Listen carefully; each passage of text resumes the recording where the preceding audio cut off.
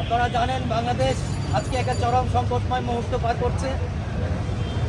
জননেত্রী দেশনেত্রী বেগম খালেদা জিয়া শুধু বিএনপির একার সম্পদ ছিলেন না, এবং উনি শুধু বিএনপির একার সম্পদও না, উনি আমাদের দেশের সম্পদ, রাষ্ট্রীয় সম্পদ।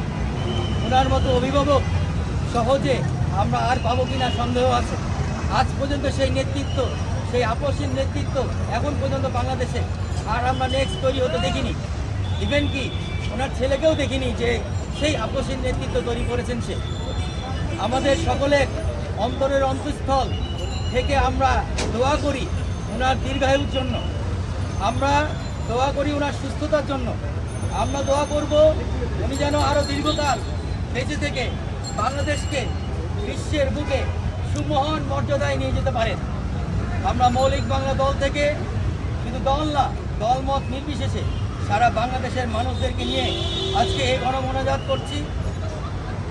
আমরা চাই সারা বাংলাদেশের মানুষ দলমত নির্বিশেষে ওনার দীর্ঘায়ু কামনা করুক, ওনার দীর্ঘায়ুর জন্য মহান আল্লাহর দরবারে দোয়া করুক, ওনার ফিরে আসার জন্য, আমাদের মাঝে ফিরে আসার জন্য দোয়া চাওয়া হোক।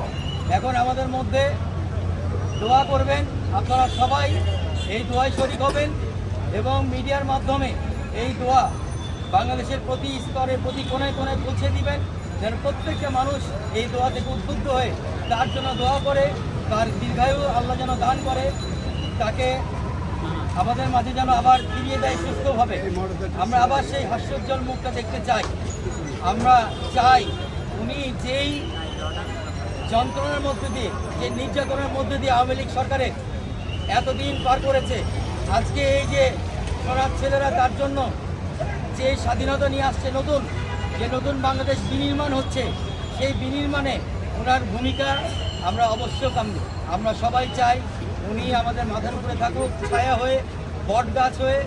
আমরা ওনার নেতৃত্বে, ওনার মাধ্যমে সোনার বাংলাদেশ গর্ব তরুণদেরকে নিয়ে এই প্রত্যাশা রাখি।